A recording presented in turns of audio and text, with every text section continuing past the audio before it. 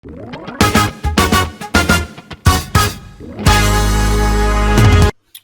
everyone, how's it going? It's James here, and I have a quick ZoomInfo tutorial for you today. So we will be talking about setting up intent topics and using them in your sales program. Now, to get to my screen, you're going to want to tab over to Intent, just over from Advanced Search, and click the Intent dropdown under Select Filters. If you have a fresh account, your screen will look a little different from mine, as I already have intent topics. But to get started, all you're going to have to do is click Explore All Topics. Now, as an example, let's say my company sells CRM integrations. So it would probably make sense to have some of the most popular CRMs as intent topics for me. So if we look at HubSpot, there's a topic, Salesforce, Marketo, to name a few. So once we have a short list of about 6 to 12 intent topics, you can also see their weekly search volume over here on the right in your topic screen. And now to actually get these onto your account, all you're going to have to do is contact your ZoomInfo account manager and ask them to put them in. It's super quick and easy. Now, once you have all of your intent topics, as I do, you're just going to come back over to intent, and now yours should look the same as mine. So for the example, we have an email sequence specifically looking at HubSpot integrations. So I'm interested in what companies have been searching for HubSpot recently. So now to filter those, all I have to do is drop down and click my HubSpot intent topic.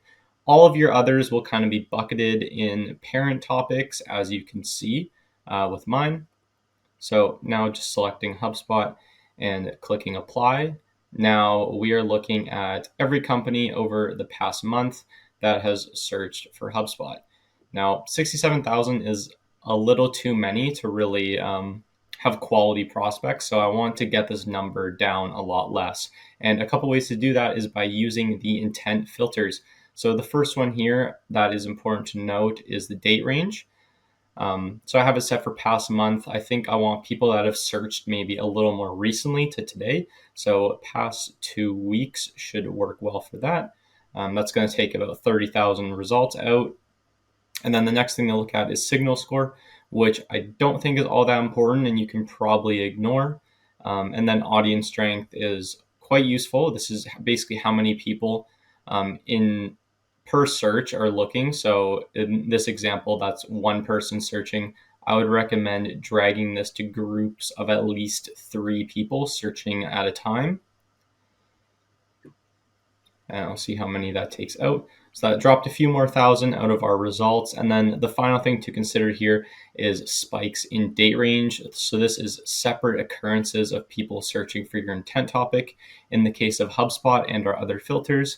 If right now I have it at 1, so this is basically just meaning groups of 3 or more people over the past week search for HubSpot once.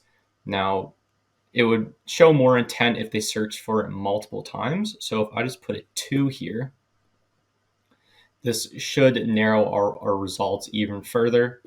And we'll see what that does. Okay, perfect. So we have 800 results at the end of it. This basically means over the past 2 weeks, audiences of around 3 to 5 people search for HubSpot twice within the given date range. This is a pretty high intent search and also a digestible amount of results for me to start going after.